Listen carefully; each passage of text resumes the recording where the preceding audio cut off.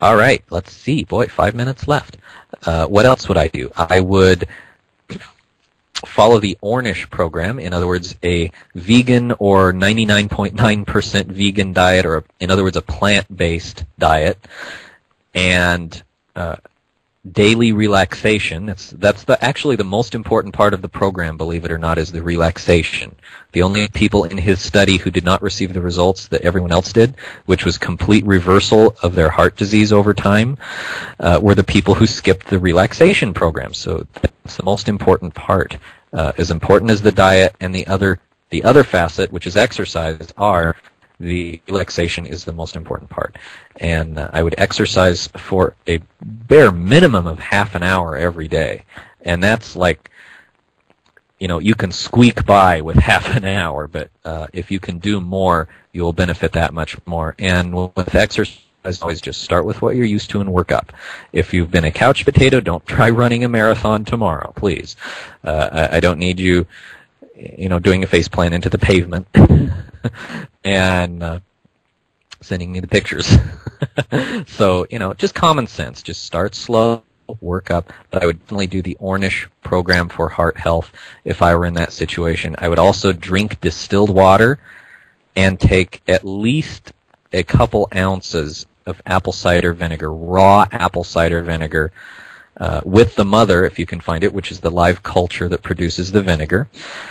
And if you can't find it, just get the best you can find. But I would do at least 2 ounces of apple cider vinegar, either in an apple juice, which really disguises the flavor, if that helps you to get it down, or in distilled water. And I would use distilled water, steamed distilled water as my drinking water. That helps clear out some of the accumulated minerals in the arteries and in the heart.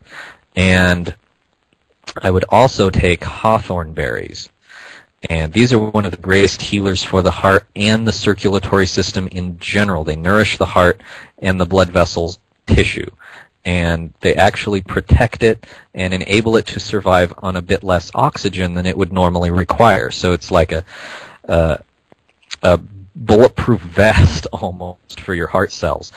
People who have been on hawthorn and then had heart attacks, and it does seem to make it less likely that you'll have one, but if you have one, your heart tissue will not be damaged nearly as much as it would have been if you didn't have the hawthorn, and there's been numerous studies on that, and showing that that's the case. And I've seen how they were done, at least some of them, not all of them, and I think that they were done well enough that they can be reliable, and it agrees with the experience of herbalists over the centuries.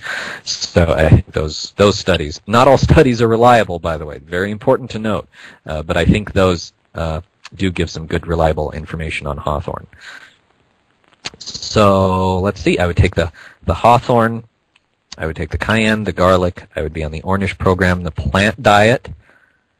If I had anything wrong with my circulatory system at all, and mine is in fantastic shape, mostly because I take care of it. My family also has a history of that system being pretty strong and healthy. So I've got 2 things going for me there.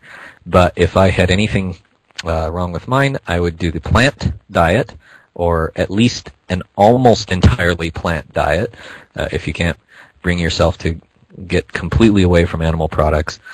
And there's a lot of help out there available for this, by the way, and a lot of good books that have come out just in the last few years. A friend of mine is doing a program from the books called